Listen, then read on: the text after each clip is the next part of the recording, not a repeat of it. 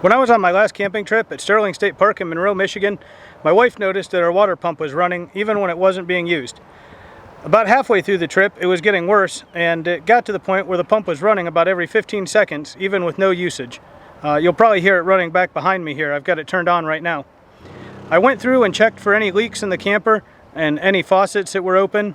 I also looked under the camper to see if any water was dripping out from somewhere underneath, and I couldn't find anything. So in this video, we'll take a look at what's going on there and hopefully figure it out and repair the problem. If you're new here, I'm Jason, and I share camping tips, tricks, how-tos, some of my favorite gear, and some of the adventures we go on. So in this video, we're going to get started by clearing out all this stuff I've got in the storage compartment down below, because my water pump is back behind these panels over here. So I'm going to go ahead and get started on clearing that out, and then we'll get to the pump. I've got a couple ideas on what it might be. I'm thinking possibly the check valve on the pump is leaking, and that's allowing water to flow backwards into the tank after the pump shuts off. So I'm going to check that out first. If that's not the problem, we'll keep investigating until we figure out what it is.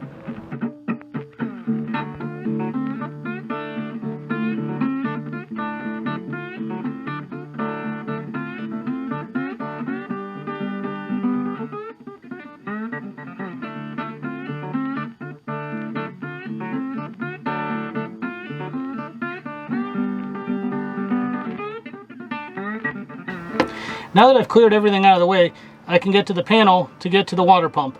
The water pump is located right about halfway between this corner bracket and that light over there.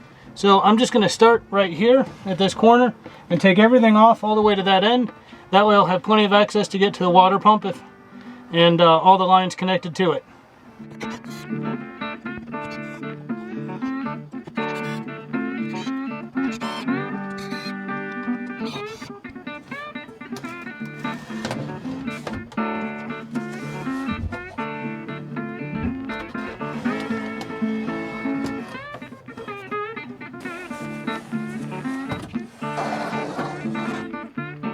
Well, now that I've got all the panels removed and I'm nice and cozy in here, I'm going to take a look around and make sure there's no water leaks that I couldn't see back behind any of these panels.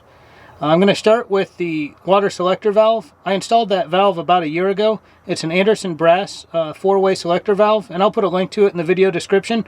But it allows you to select between using your city water port for filling your tank, normal city water, or sucking from that port to winterize or sanitize your lines, or suck from another jug or container. And lastly, it'll allow you to fill your tank from the city water port. I still have the gravity fill port for my tank, but that one comes in handy at wintertime for winterizing my camper.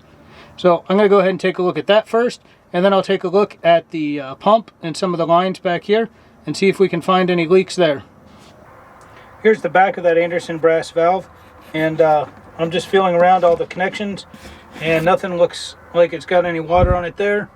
And if I come up here, these are the ports for my city water fill and my outdoor shower. Those also all look dry. And then moving over here, here's my actual pump. This is a FlowJet model, and again, I've looked around it with the flashlight and felt around all these connections, and I can't find anything that's got a water leak on it. There's another connection over here, and no water leaks there either. So I'm going to go inside in a minute, and I'll turn that pump on and see if I can hear the water flowing backwards through the pump after it shuts off. One other thing you might notice back here is this insulation around the lines. When I was working on the water valve, I added that insulation, and that has helped quite a bit to quiet up the sound of the pump running. This pump is right below the master bedroom, bathroom area in the camper, and when it ran at night, it was pretty loud. It'd wake you up if you were sleeping and the kids were using the bathroom for sure. So adding all that insulation on the lines kind of stops them from vibrating a little bit and quiets it down.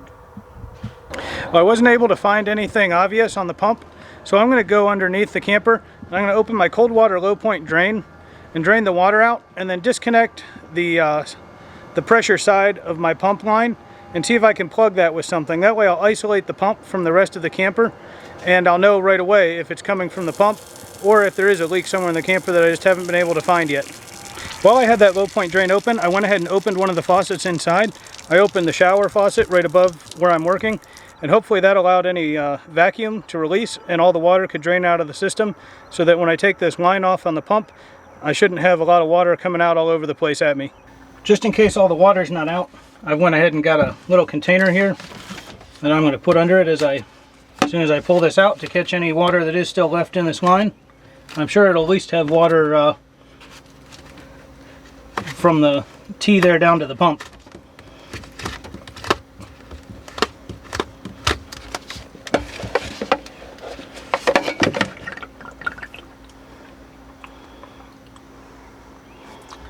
Alright, now that I've got that opened up, let me zoom in here on the fitting.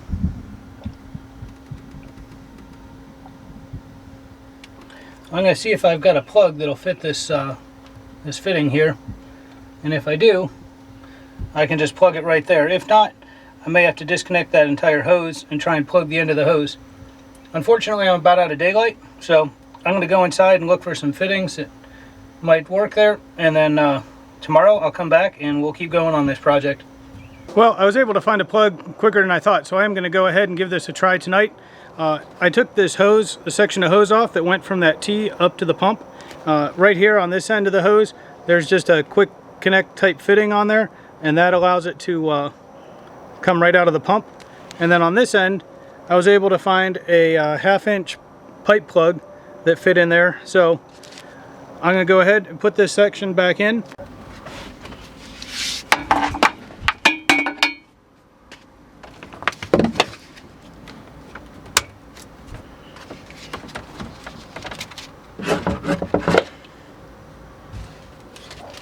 I'm going to place it in the bucket here, just in case.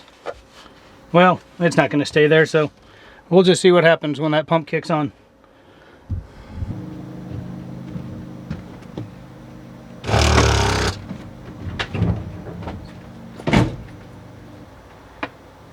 Okay, so the pumps came on and pressurized the line and kicked off. It was taking about 15 seconds before the pump would kick back on again. So we'll go ahead and give this about a minute, and I'll see if the pump kicks on. You know that saying that it's always the last place you check? Well, I guess that's always true because you find it, right? Well, it didn't leak with that test piece in there with the plug in it, so I started thinking what else could be leaking, and I thought about my outside kitchen. We didn't use the outside kitchen at all on our last camping trip, so I didn't even consider it as possibly being a problem. But I came over here and took a look, and there's water around the faucet here, and you probably can't see it, but back in behind there, there's some water under the outside kitchen. Now, like I said, we didn't use that kitchen at all on our last trip. I think we only used it once or twice on the trip before that, but it does seem to be leaking. There's water underneath and there's water around the faucet, so I'm going to go ahead and hook the sink back up and find out if the valve was just left open or if I've got a leak back here. Alright, I just got that line hooked back up and the pump ran and pressurized the system. Now I'm going to go ahead and turn this faucet on and let it run for a second.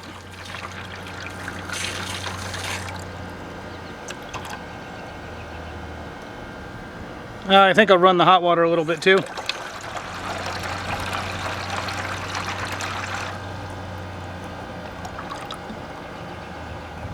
Okay, well, I ran both of them, and now I'm going to let it sit for a minute and see if that pump kicks back on, or if I just had a faucet turned on and didn't know it.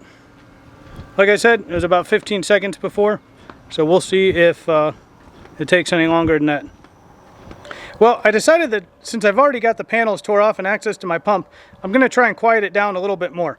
I showed you that foam pipe insulation I put around some of the lines earlier, and that has helped. But I think most of the sound is actually coming from those thin wood panels that hide the pump vibrating. So what I've got is I picked up some foam insulation panels from Home Depot. They're just lightweight styrofoam. I also picked up some 3M spray adhesive to attach those to the back side of the wood panels.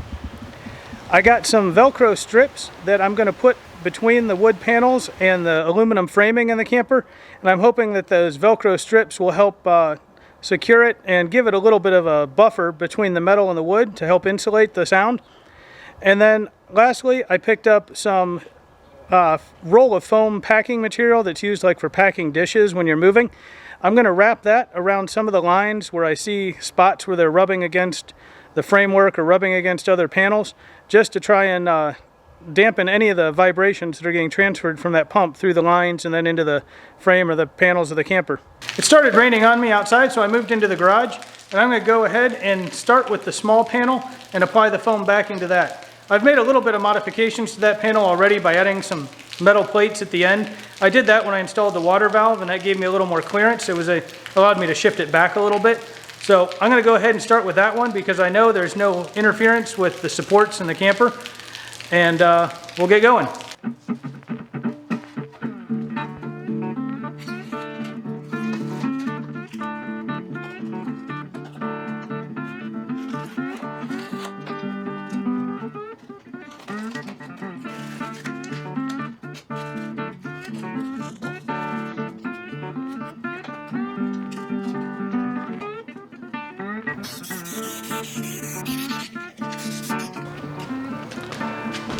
Alright, I sprayed a coat of the adhesive on. Now I've just got to let it set for a little bit to tack up.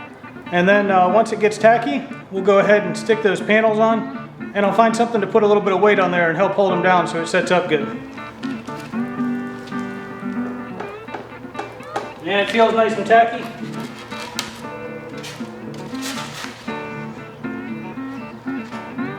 Go ahead and line these up with the marks from when I pressed it on before.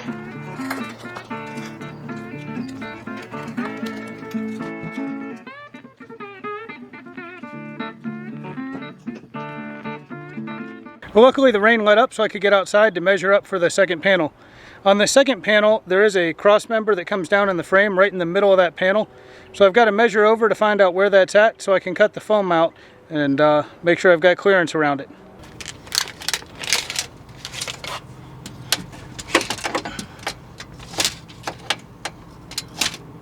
Looks like we're about 23.5 inches to the middle of that cross member from the holes.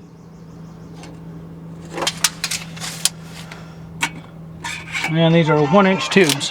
I just transferred my measurements to the board, so now I'm going to go ahead and lay those out on the board and use that as a template for cutting the foam.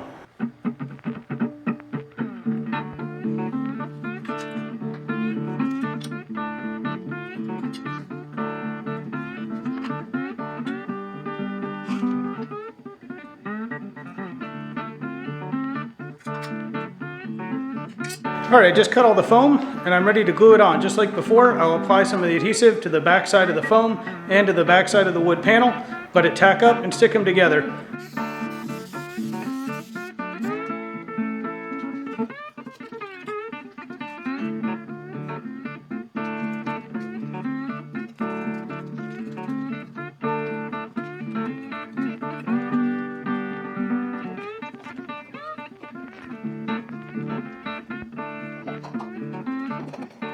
Alright, I went ahead and added some weight on top of that to help it set up, just like I did on the first panel. And now I've went and pre-cut some of these Velcro strips. The Velcro comes in a roll like this, with both sides with a clear backing on it. So what I've done is I've cut them to length and then folded them in half so that the Velcro was stuck to itself, and then peeled off one side and stuck it up on the framework inside the camper. That way when I'm ready to go back and reinstall these panels, I'll be able to just push it into place and stick the Velcro on and put the screws in to hold everything down. While I was waiting for the adhesive to set up, I took the roll of foam packing material and wrapped all of the PEX tubing that was either rubbing against another piece of PEX tubing, rubbing against the frame, or rubbing against a wood panel. That way it would dampen any vibrations between the PEX and anything else. I also noticed that one of the wood panels behind that area was loose and rattled, so I loosened up the screws on it a little bit and put some of the foam packing material between the wood panel and the frame and tightened it back down, so hopefully that'll stop that from vibrating as well. One area that I didn't do much is around my furnace. The furnace for my camper is located right in that same area, and there's some PEX lines running right next to it, but I was afraid to put any of the foam material that close to the furnace because I don't want to start a fire. Obviously, burning my camper down would be worse than a little bit of rattling. So I left that alone, and hopefully everything I've done will help dampen the sound. While I was waiting for the adhesive to set up, I took the roll of foam packing material and wrapped all of the PEX tubing that was either rubbing against another piece of PEX tubing, rubbing against the frame, or rubbing against a wood panel. That way it would dampen any vibrations between the PEX and anything else. I also noticed that one of the wood panels behind that area was loose and rattled, so I loosened up the screws on it a little bit and put some of the foam packing material between the wood panel and the frame and tightened it back down. So hopefully that'll stop that from vibrating as well. One area that I didn't do much is around my furnace. The furnace for my camper is located right in that same area, and there's some PEX lines running right next to it, but I was afraid to put any of the foam material that close to the furnace because I don't want to start a fire. Obviously, burning my camper down would be worse than a little bit of rattling. So I left that alone, and hopefully everything I've done will help dampen the sound. Before I go ahead and peel the sticky back off of all the Velcro, I'm going to line this panel up just to make sure I'm going to be able to line up the bolt holes easily, and then I'll go ahead and peel all the Velcro off and stick it in place.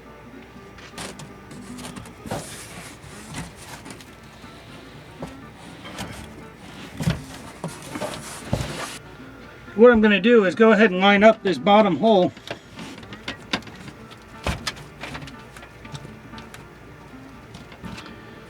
And then just fold it straight down, peel the Velcro, and then stand it right back up.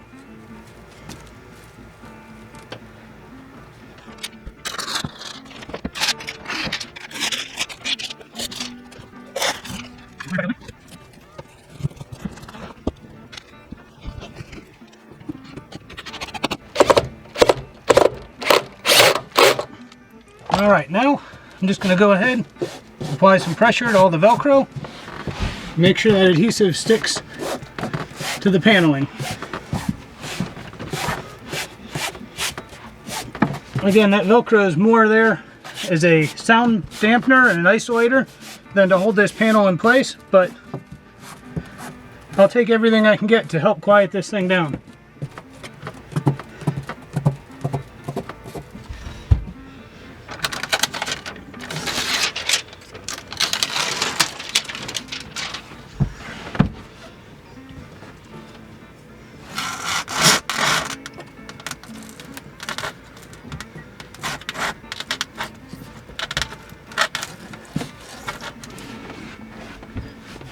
And it looks like the foam's a little too big on this side, so it's holding the panel back from touching. So I'm going to have to go in there and trim a little bit of that off, and we'll give it another shot. Okay, I took it out. I covered up the adhesive on the Velcro strips there and trimmed that styrofoam back a little bit.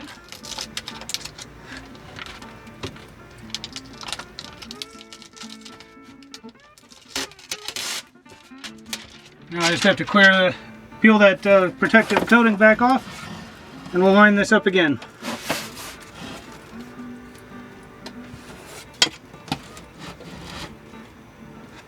And it looks like that's going to be perfect. So I'll just go ahead and stick that Velcro on a little bit, and then secure it with these screws. Alright, well now that I've got everything closed up and put back together, I'm going to go ahead and test it out and see if we've successfully quieted down the noise from the water pump. Since this outside kitchen here was where it all started, I'm going to go ahead and turn this on. And we'll just let that water shoot out into the yard here for a minute and head inside and see how it sounds. Now, I know the original intent of this video was not to quiet down my water pump, but to find the leak. And since we did that, or since that was the original intent, I don't have a baseline for you to hear what it sounded like originally, but I am up in the bathroom right now, and this was always the loudest part of the camper, and I'll just be quiet for a second. You can definitely hear the pump running. It's down right below me on the floor, but it's quieted up significantly from what I had before. I'm going to take a walk out here, out of the bathroom, close that door, and yeah, I'd say it's probably half as loud as what it was originally. So I think, although it wasn't the original plan, we did successfully quiet down my water pump, and we stopped the leak by simply tightening down that faucet valve on the outside. Well, things didn't work out quite the way I thought they were going to when I started this repair in this video, but I hope it still was helpful for you. I hope you found it useful. We did cover how to look for a leak in your water system.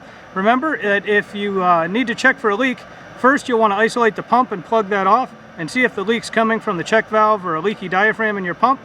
And then, if that checks out, you can go ahead and start looking for other places. I would recommend just double checking all of your fixtures and faucets and valves before you start that process, so you don't end up wasting some time like I did. But again, I did go ahead and take advantage of the fact that I tore that all apart and tried to quiet down my pump some more. That was by wrapping that packing material, the dish wrap material, around any of the PEX lines where they were rubbing against each other's or rubbing against the frame. I glued that styrofoam paneling to the back of the wood panels to deaden the sound, and I applied that Velcro strip just to help out with that too. So hopefully maybe one of those could be helpful for you. If you do have your own trick or found something that works to quiet down your pump, go ahead and leave it in the comments below. I'm sure I'd be happy to hear, and others would be happy to hear too. One other thing you can do is, if you have the rigid PEX line running all the way to your pump, go ahead and install a flex line with a little loop in it. Mine already had flex line between the PEX and the pump, so I didn't do that in this video. If you found this video useful, I'd appreciate it if you give it a thumbs up. That'll help the channel out. And if you want to see more, go ahead and subscribe to the channel. Again, thanks for watching, and I hope to see you again soon. Happy camping!